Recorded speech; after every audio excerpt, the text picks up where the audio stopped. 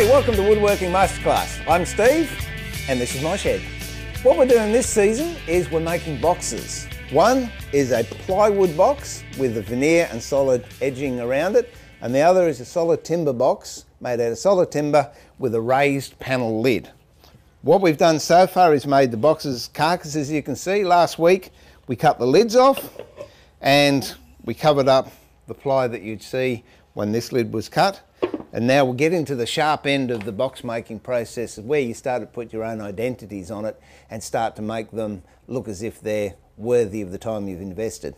What I'd like to start off with is make a stand. Now that by itself possibly would be quite acceptable as a box, but I like to have a little bit more pizzazz about it. So I'll show you how to make a stand. I've machined some timber up. What you've got to do is work out how much you want the stand to protrude from the box. I like about 5 mil either side. So what you do, you just measure up the width of your box, and in this case that's 230 by just under 200. So I'd want about 260 by about 210.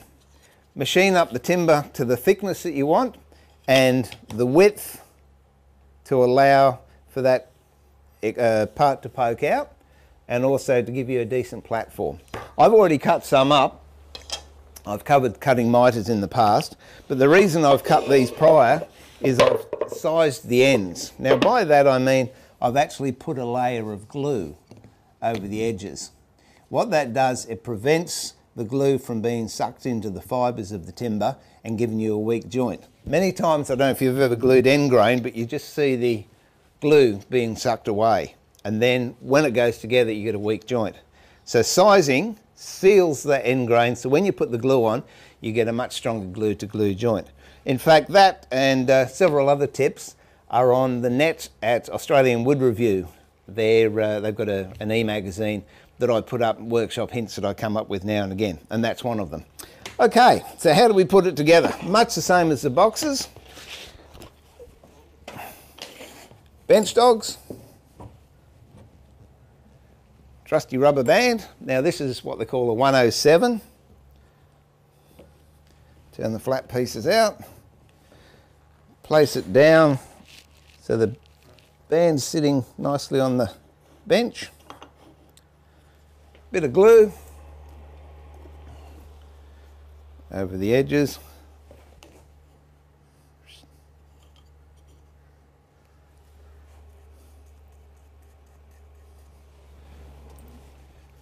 Then put your long bit in, a long bit, a side bit, the other side bit. There we go. Then gently push your dogs down, making sure that the band is on the wood and not rolling over on the corners. And the good thing about a rubber band is it exerts equal pressure all the way around. Now that's it. Just put that and let it dry. And once it's dried, you'll end up with one like this. Get that glue off of there. Where's my mat? Now that in itself possibly is quite acceptable as well, but it's a bit square and a bit bland. So what you can do is get a round over bit and just put it around the router and soften the edges, which I've done to this one. As you can see, it softens it and sort of leads the eye into the box. But again, I don't like sharp corners. So on the corners they're sharp, what we can do is round them over. To round them over, you can use, here we go. I use a carving chisel. You can use a flat chisel, but it's just quicker if you've got this is a 714. And you just knock the corners off.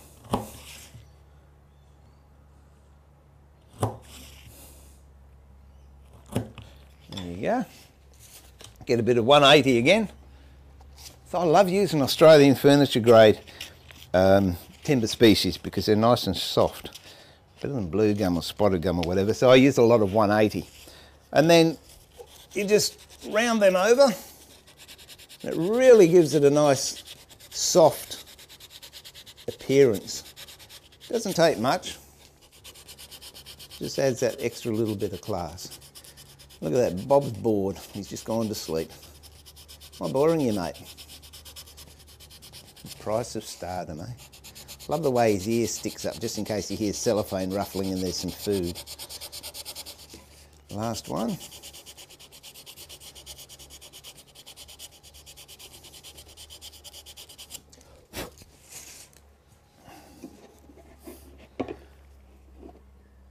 And there you have it, which looks quite nice. What I want to do to the solid timber box is something slightly different. So I've got the same frame initially, but I want to put a step on these. So what you do is, same process, work out how much further you want the step to come out on the plinth, and then cut timber that width. So it's got to be the width of your stand plus however far you want it to protrude. Join it together in a square. Same thing, use the dogs, rubber band, glue it up, let that dry.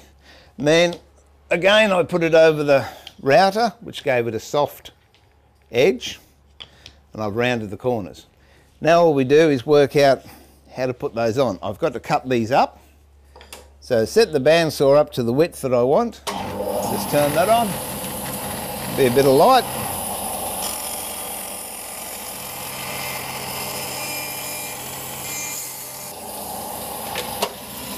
Turn the bandsaw off. Don't reach behind the blade. Use a push stick or something or other to get your stuff away. Blade stopped. Now I can get that last bit. And that can go in the bin. Okay, so on the bottom, whoops, where are we? On the bottom of the stand, which I've hidden. Why didn't you tell me where it was, Bob? You meant to be my assistant. Then sand these nice and flat, a dab of glue, and then just set them into the corner using a square.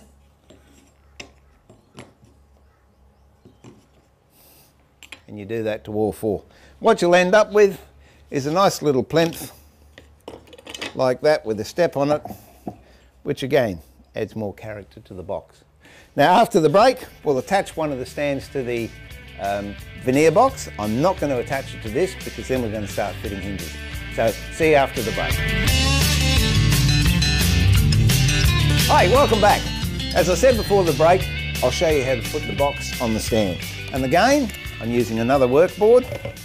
Put your stand on there, look around for, in this case I'm going to use this glue, and it's a very, very thin bead on the inside. You don't want to go in too close to the outside, because if it spreads and then you stain or try and polish your box, it's going to show through. We don't need the lid. Pop it on there and centralise it. So where the miters join, they're nice and central to that radiused edge, and you've got an equal amount all the way through. That looks pretty spot on to me. Again, another workboard over the top, a heavy weight, and now I can safely move that and put it away to dry without disturbing the box and the stand. Once it's dry, then you can put some brads in there or some screws if that's what you want to do, but that's to tack the stand on.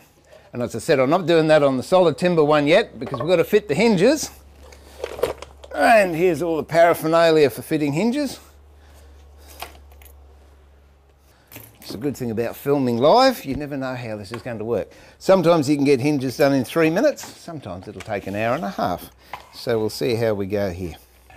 Big problem with hinges, oh, not a huge problem, but something that really annoys me, is when you pick them up, and these just came from a normal hardware shop, they're 1-inch solid brass hinges, they've got all these annoying stickers on them. So all you need is, where is it? Oh, bit of kerosene. a little bit of, what's that, 4.0 steel wool, and just give it a good polish. I like that. It's a really fine steel wool, that. It's good quality. And I think this one's okay. All right, now we'll set the box up. That's all the tools I'll be needing. Make sure the marks line up so we know which way we're going and what you want the front of the box. That's got a fair bit of sapwood on there, so I'll have that at the back and I'll have this in the front. What I do straight away is, not all hinges are square and they're not all the same size. So I'll mark a left and a right, and you can work your own process out. Mine for years has been, I always mark the top leaf of the hinge. So I mean, I know that's my left, and this one I'll put an R on. Ouch. Put my glasses on because I just stabbed myself in the finger. Look at that, real blood. I bleed for my craft. There you go. That's an R for right. Now the other problem a lot of people come up against when they put hinges on, they join their box lid like this, place the hinges on, and then screw it up. But what happens when they shut the box doesn't shut totally. It's sprung like that because it hasn't left enough gap for the hinge to close properly. So I'll show you how to overcome that. In many cases, and this is a trial and error job, it's one thickness of veneer, which is about 0.7 of a mil, wrapped with masking tape. And that gives me just enough clearance, hopefully, that the hinges will go on properly and they won't snag. Now I'll just cut this to size.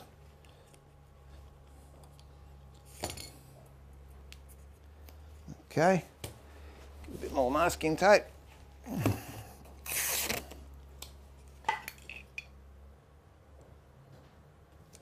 And I'll tape that to the box section. Put my glasses on.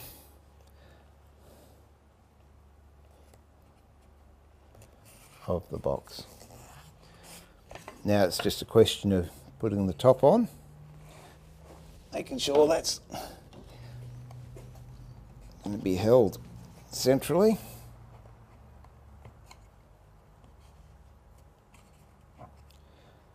And I only do that as a stopgap until I put these little G clamps on.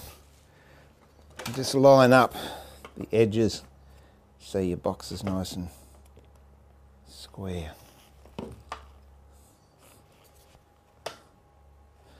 Okay, put these G clamps on.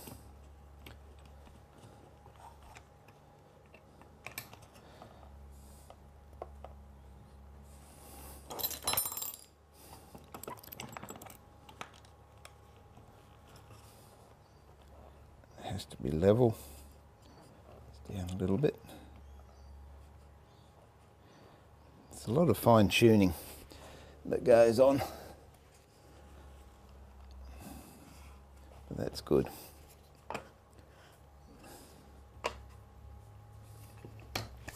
Okay, and this little purple envelope that I have all my pieces in for building these boxes, here's a hinge placement. It's just a thin bit of MDF with a bit of ply on the end, but I hold that from the edge, and this is one time when I actually will use a knife to do marking.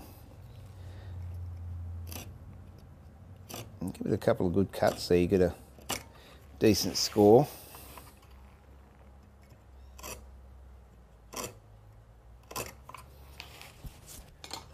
Get your hinges. Left one on the left side.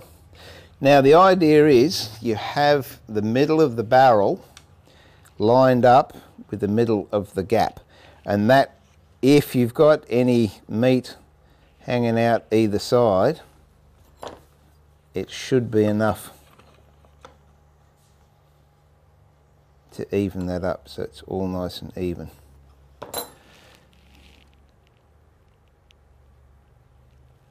Okay, push that down.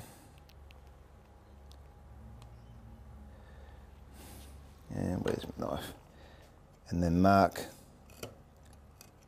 with the knife along there. Do the same to the other side.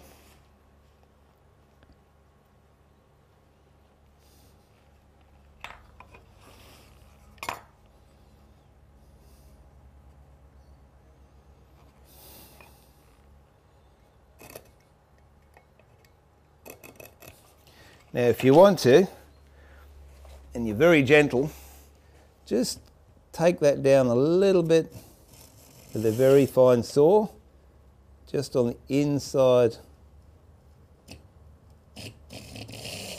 of the cut, but don't go too deep because you don't want it to go deeper than the depth of the hinges.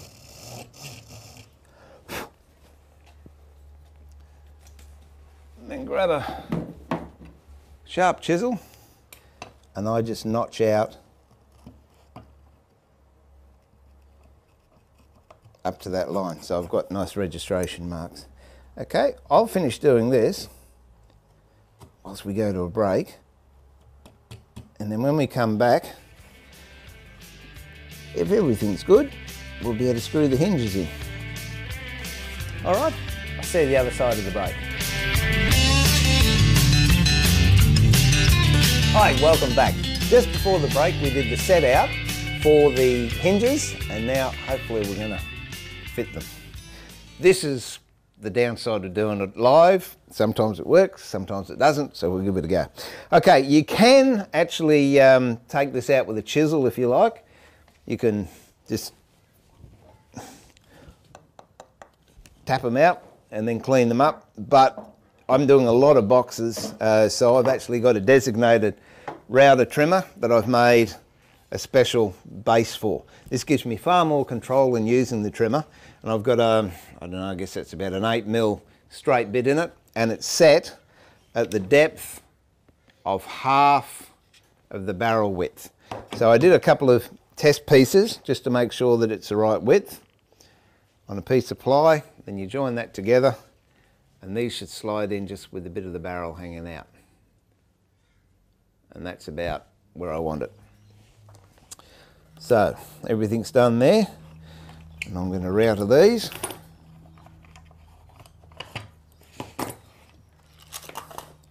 Take this tape off for the moment.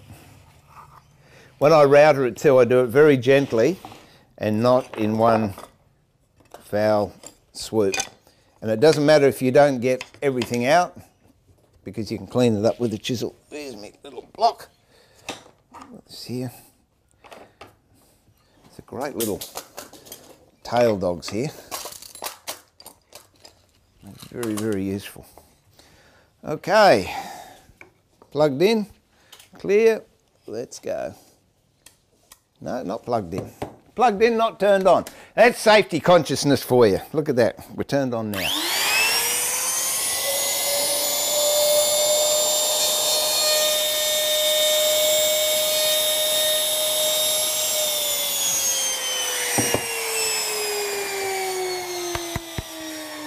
These bits here I'll clean out with a chisel in a minute. Let's wait until that router stops so I don't put my hand anywhere near it.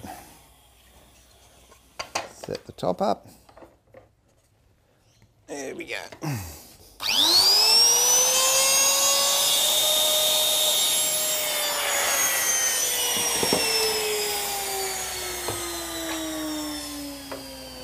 So you can see how effective that base is. I'm sure if you go to your local Perspex merchant, he'll let you rat something out of the bin. Okay, now we've just got to clean this up. Always make sure your chisel's nice and sharp. Gives you a head start when you start doing hinge work. And Chris from WA, I know I promised I'll show you how to sharpen chisels this episode, but I'm sorry, it might have to wait till next season. Always make sure your hand is behind the blade. That goes for any tools or any machines. If your hand's nowhere near it, you'll never cut yourself.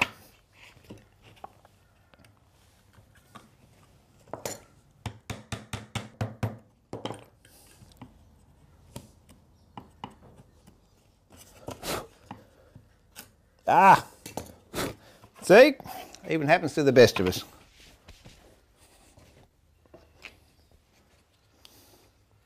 That's why they make super glue.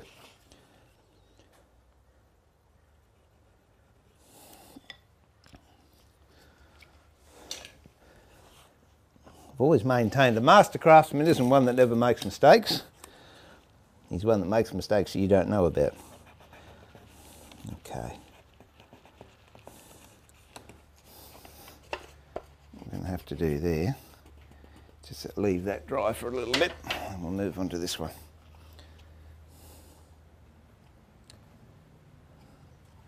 See, let's put this back on.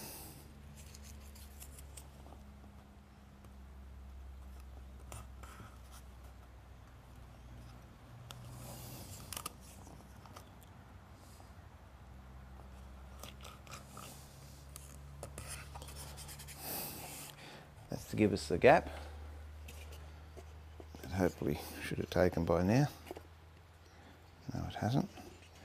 Okay, that's what we'll do.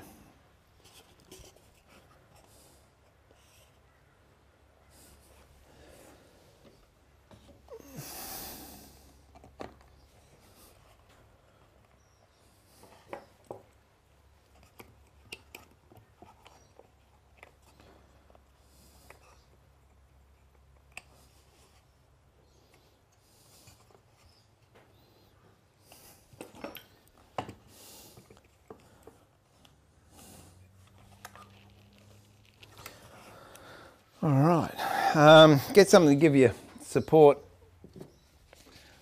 of the lid. That'll do, just so it doesn't bend. Now right goes with right. That's the one we had the drama with.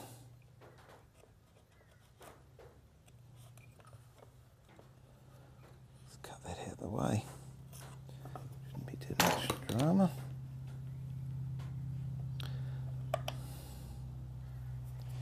This is the left.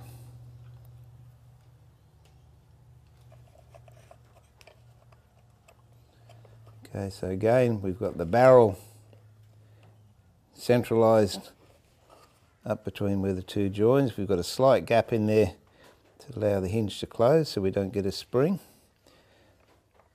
Now, I never put 4 screws in together. I only put 2 screws in each hinge while I'm setting it, because then if I'm out, I've still got the luxury of 2 new holes that I can use later on. And if by chance you do make a mistake and you end up with a hole and the screw's too deep, here's a little trick. Get a match, drill it out to a little bit smaller than what the match is, put the match in with a bit of glue, snap it off, let the glue dry, clean it off with a chisel, and you've just made yourself a brand new piece of wood. Hopefully I'm not going to need that. This is just an oar. You can make those yourself out of a nail and a bit of a handle. And then we'll just mark in the centre of that hinge and on the diagonal. So I'll put 2 that are diagonals to each other. The same here.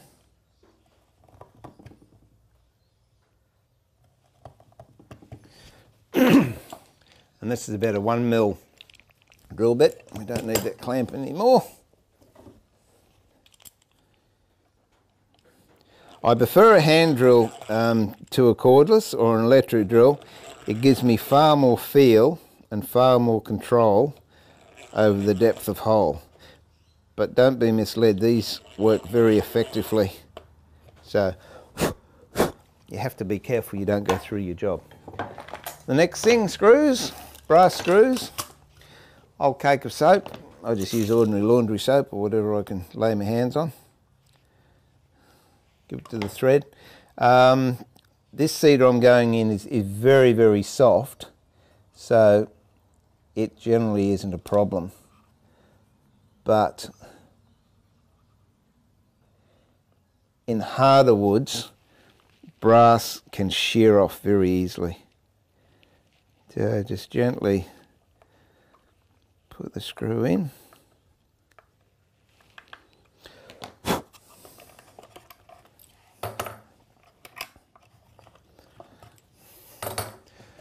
It's the acid test. Look at that. It's a nice sound, isn't it? Then you just go ahead, put your other 2 screws in, and the hinges are fitted. So next week what we'll do is finish the box off. We'll put a lining in it, we'll do some finishes on it, and we'll wax it, and it'll be ready to give as a beautiful gift or to keep as a keepsake for yourself. So once more, it's Steve saying pulling the shed door down for another week, and remember to keep it sharp, but more importantly, keep it safe.